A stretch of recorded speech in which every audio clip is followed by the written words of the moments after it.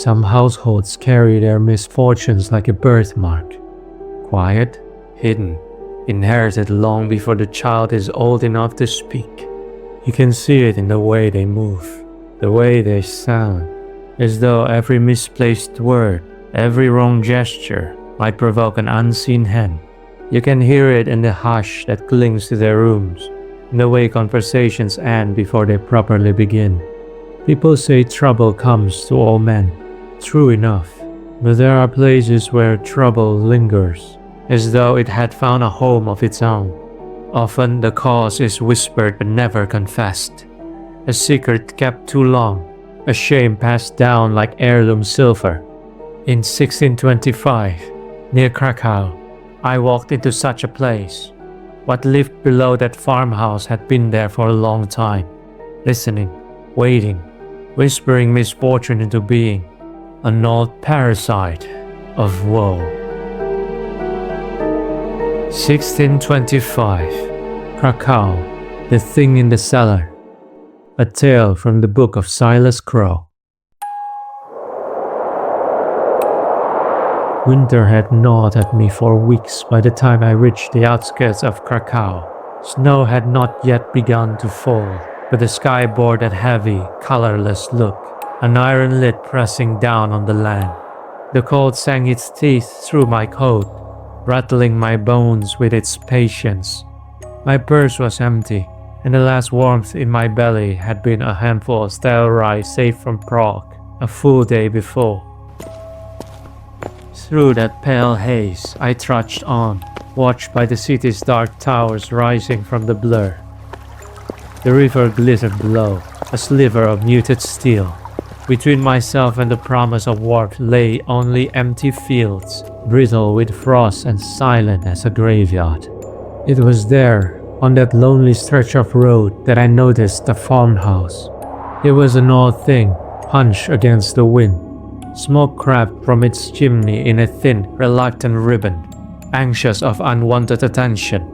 A sagging barn leaned nearby, its beams bowed under the weight of previous winters, and the fields around it lay fallow. I was about to pass when I heard a distinguished croak. Raven stared at me from the skeletal branch of a barren apple tree beside the house, black against the winter. Always ahead, always watching. Really? I muttered to myself. Then again, I was in no shape to be particular. My breath fogged in the air, drifting toward the chimney smoke as if the cold meant to claim even that. The farmhouse sat like a final invitation at the edge of my strength.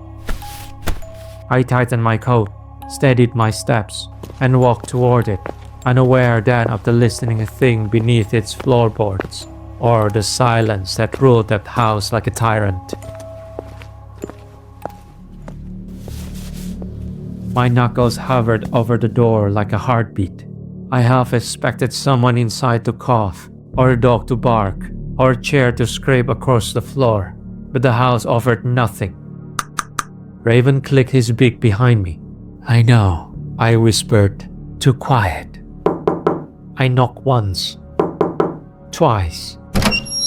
The door opened almost at once, as if someone had been listening all along. An older man stood there, thin, wiry, his shoulders bent by years of labor. His face was a map of deep, hard lines. His beard was gray at the edges. His pale eyes measured me in a single sweep. Good day. His voice was but a thin rasp. By instinct, I lowered my own tone. Good day. I'm seeking work, enough to see me through the winter, if the house has need. He blinked, a slow gesture of weighing a risk. Winter is hard here. He leans a little closer, harder than most years. We always need hands, but we have little to pay. A man works for his family first. I understand, I said. Food and... Can you lower your voice? Whispered the man. Please. I almost gave him a funny look, but caught myself. Food, I whispered, and a roof over my head, and enough coin for me to look for work in Krakow. That's all I ask. He considered this, His breath misted, though his voice remained barely audible. "There is wood to split," he murmured, "a task that grows harder for men my age. Livestock to tend, ice to break at a well-edged dawn, fences to mend before the deep snows." A pause. "Winter work." I nodded. The deliberate quiet, the way his words clung to the air like they feared something, started to bother me. "You may stay," he breathed, "but mind yourself. In this house." He looked back inside the house, as if someone was watching him, though again, I heard no sound. "You keep your voice low. No raised talk, no sudden noises. Understand?" The way he said it carried no threat, but caution, tempting me to ask for a rational reason. But a guest does well to respect a man's rules, especially when seeking shelter under his roof. "Of course," I answered. He stepped aside to let me in. Silent again, terribly silent. And as I crossed the threshold, Raven hopped down from the tree with a sharp croak. The man flinched, as if thunder had struck. The bird laughed and flew away. The patriarch, Piotr, spoke so softly about what needed to be done that I had to watch his hands more than his words. I hauled water from the well, cracked the ice crust floating on its surface, and carried it back in sloshing buckets. They had 2 goats and a thin, skittish cow to tend, and I brushed their coats down while Piotr scattered feet with the quietness of a man handling powder kegs. It was honest work, but the silence weighed on me more than the labor. By sundown, when my arms were too sore to split more wood behind the barn, Piotr led me inside for supper, which was a thin stew of potatoes, onions, and cabbage boiled to mush. A scrap of salted pork floated in mine, likely added because I was a guest. A round of dark rye bread sat in the center of the table, nothing else. The room was dim with only a single candle burning on the table. The shadows pulled in corners, clinging to the low ceiling beams. Katarzyna, Piotr's wife, tended to the hearth. Her hair was bound back in a kerchief, and though she had greeted me with a nod, she had spoken no word since I got there. The lines at the corners of her eyes suggested she once smiled easily, but not anymore. 2 children sat at the table. Sofia, a girl of 19, was plucking absent threads from the sleeve of her dress. Marek, a boy of 12, watched me with wide eyes, as though measuring whether my presence was good or bad. No one spoke, not even a whisper. I found it odd that a family wouldn't speak even at supper.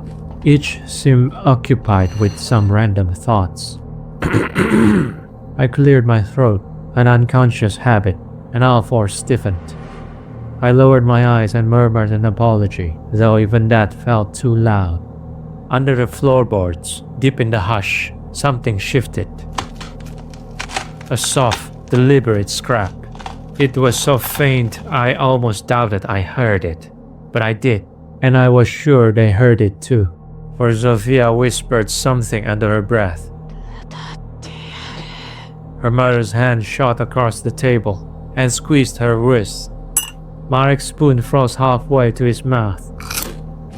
Only Piotr continued eating as if nothing had happened, though the whiteness of his knuckles betrayed him. I dipped my spoon back into the stew. Whatever lived beneath this house, I had just made its acquaintance.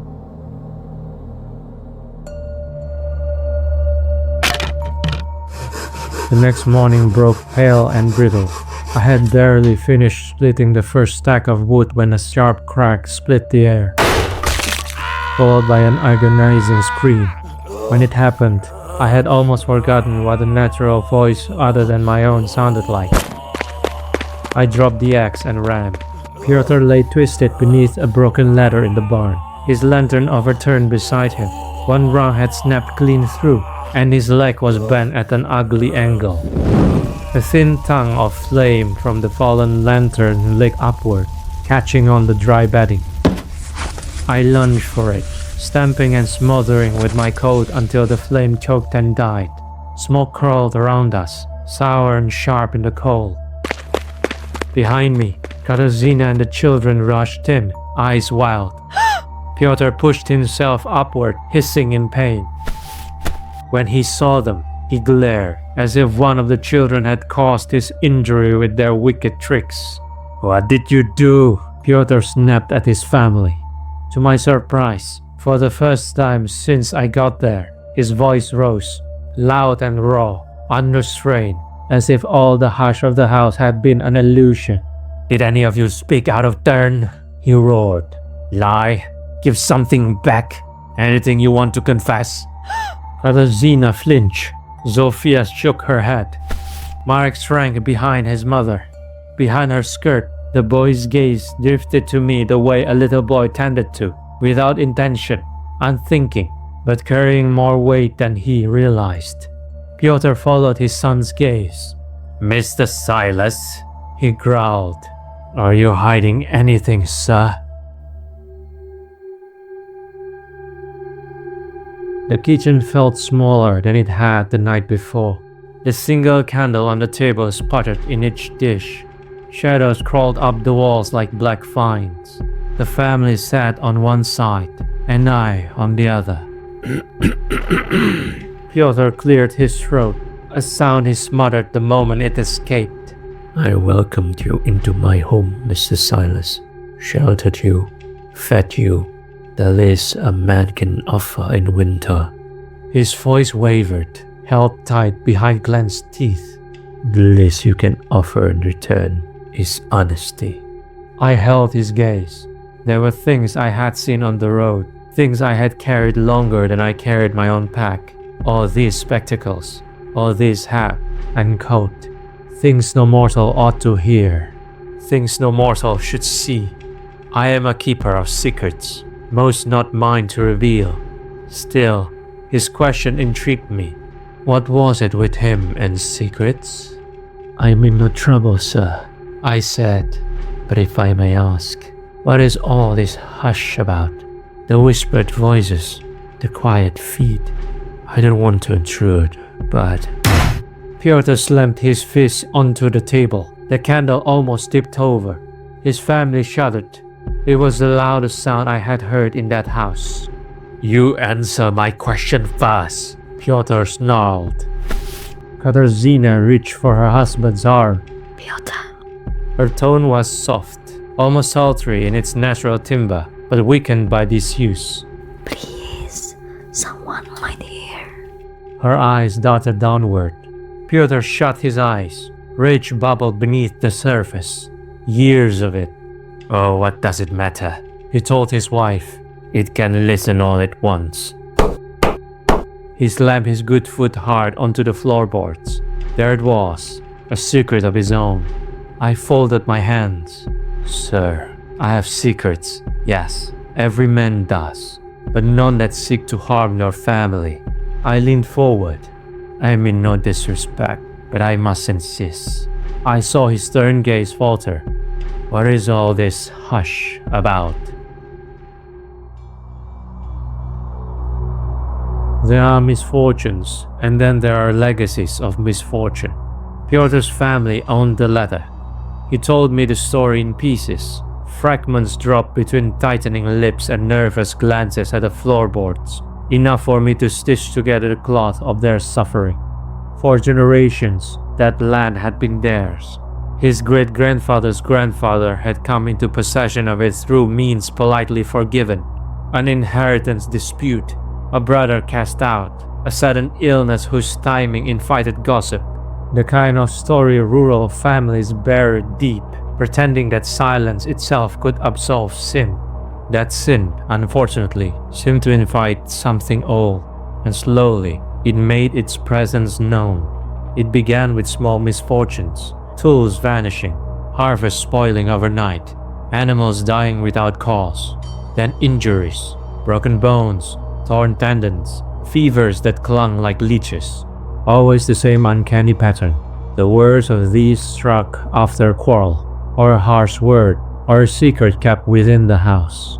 His ancestor eventually discovered the truth, or what passed for truth in those days.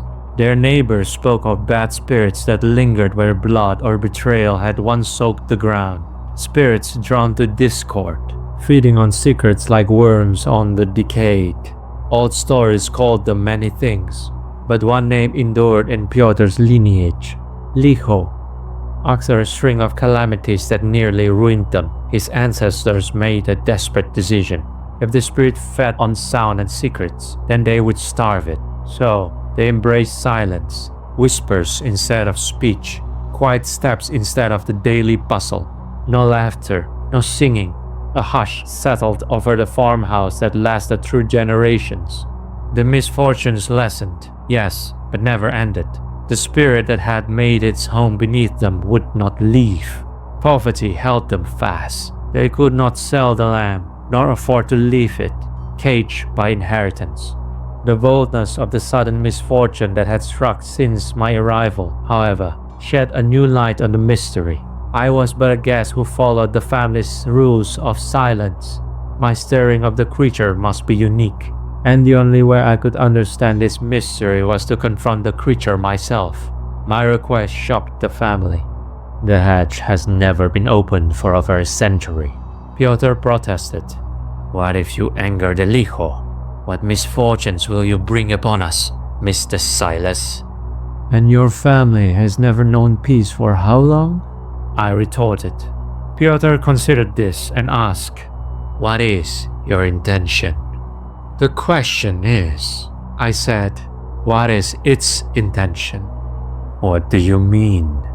I felt it in the barn, I said. It's trying to get my attention. I don't think your family had discovered the full truth about this creature. You think Katarzyna breathed. that thing down there wants something from you?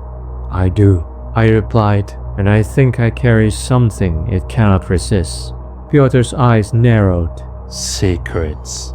I did not deny it. Instead, I posed another question. Sir, what if silence is never enough? I have been silent, but it senses my burdens nonetheless. Pyotr stiffened at the word. I think, I said, all hidden things fear revelation. No one moved. The candle between us flickered, then steadied. Pyotr's voice, when it came, was barely a whisper. You truly meant to go down there? I do. And if it kills you? I could not help but laugh. I don't think we're dealing with such a creature. Trust me, I know more about these things. My passing of your humble farmhouse was not a coincidence. I was meant to find you. Pyotr closed his eyes, bowed his head, and whispered, Very well. When do you want to go down there? Tonight. Beneath the floorboards, something stirred. It sounded almost like a sigh. The hatch was inside a small, empty room at the end of a corridor. It only had a sunken iron loop, dark with rust and age, unused, untouched, inconspicuous. The cross of Christ hung on the wall, collecting dust. Nobody had been in the room for a long while. Pyotr knelt and reached inside his coat. A key, small, wickedly simple, he produced. This has never been used, he murmured. Not by my father, nor his father. He slid it into the lock. It clicked. He lifted the hatch and a rush of cold air spilled out. Katarzyna, silent, appeared behind us in the doorway, holding a lantern. She held it out to Pyotr, who took it and handed it to me. You must understand, Pyotr whispered. I don't know what you will find. None of us knows what a Licho looks like. We only know what it does. I nodded and stepped to the narrow opening. Close the hatch behind me, I said.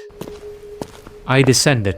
The hatch eased shut as my boots met packed earth, cold and uneven. Darkness settled thick around me. The lantern's flame trembled in my hand like a heartbeat desperate to survive. Nothing stirred, but a whisper curled out of the black. Who are you? It did not come from a direction, but from everywhere and nowhere. Too many secrets clings to you. It whispered. Impossible for a man to keep.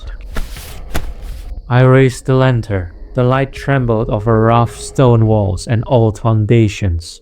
How old are you? It whispered again. How long have you walked? Something prickled the base of my skull. None of your concern, I murmured. My voice sounded small down there, as if I were trespassing into a void. Good. It cackled. What a face. What a face. The shadow stirred. I caught the outline of something gaunt, crooked, a single eye gleaming wet from its skull-like face. So many secrets. It hissed. So much misery. So much ruin clinging to you like a cloak. Delicious. Delicious indeed. My grip on the lantern tightened. Why bother a family above? I asked, patience thinning. The darkness seemed to shudder with amusement. Too rotten. It answered. The roots, too sweet. Sin to sin. They hide it, bury it. Starve me of sound, yet the stain remains. I smell it even through the floorboards. Stains, I muttered, thinking through the puzzle. Sin to sin. Images flickered in my mind. Arguments never forgiven, grudges inherited, shame taught before language, a lineage that never broke its first sin. They tried, I said. Silence, discipline, sacrifice. Amusing, isn't it? It whispered. It's a game. The creature crept closer. I could not see it, but the lantern light dimmed around the edges, smothered by something close. But you It went on. are different. A frustration blew in his voice. You stink of tragedy, ruin, blood, pain, and sin. Yet I cannot taste a single drop. What are you? Is that so? I smiled in grim understanding. All you smell is the cross I carry. The creature recoiled. The whisper fractured into static rage against the walls. That burden, I continued, is mine to shoulder, not yours to feast. I turned back and walked toward the hatch. We're not finished here. It quavered. Come back. I've got what I needed. I allowed a chuckle. You've got complacent over the years, drunk on the illusion of security. You think things will remain the same as long as the family never finds out. I presume men of the cloth have come before, but to no avail. Still, you're afraid someone will solve the puzzle, so you feign your compliance, deceiving them to believe that their silence is enough. I faced the darkness behind me one last time. We're done here. We stepped outside after midnight, when the storm clouds had finally broken. The air was sharp with winter's teeth, and the moon washed the fields in a cold, forgiving blue. The farmhouse and its outbuildings loomed behind us, still and mute, as though holding their breath. Piotr leaned on Katarzina's arm. Sophia wrapped Marek in her shawl. Well? Piotr asked. I faced them beneath the barren apple tree, the same tree where Raven had called me. He perched there still, black against the moon. Your silence does nothing, I said. The creature is merely toying with you, so you stop searching for the truth. Katarzina's breath caught. Piotr narrowed his eyes. What is the truth? The thing fed not on your noises, or the bickering, not necessarily, I said. It fed on what is kept in the dark. So, to truly starve it, you have to bring what is hidden to the light. Meaning? Piotr asked again. I'm guessing you're all Catholic, yes? They all nodded, a slow, guilty affirmation. They looked at me like I had struck them, not in anger, but in recognition. Sophia looked as though she might cry, but she swallowed it down. But I urged them to confess. Piotr sighed. We thought God had turned his face from us. He never turned, I said. You did. Piotr's lips trembled. Therefore, confess your sins to one another and pray for one another. I quoted James, that you may be healed. I put a hand on Piotr's shoulder. That is what I meant, to bring what is hidden to the light. When is your last confession? Piotr broke into sobs. Do this, I said, and the liquor will smell nothing from you. Do this, and your family will finally be safe. We stood together a long while beneath the moonlight. Their quiet was different now, not the silence of fear, but of peace struggling to born again. I glanced at Raven and said to the family, I think my purpose here is done. I will move onward to Krakow tomorrow morning. I'll spend the winter there, preparing for the long journey ahead. Thank you for your hospitality these past days. No, Piotr said. Thank you, Mr. Silas. But why did you help us? I looked toward the distant towers of Krakow, their shadows rising like teeth against the sky. An old memory surged, ancient but unforgettable. Because once, I said, someone helped me. Please like, comment, and subscribe for more tales from the Book of Silas Crowe. Until next time.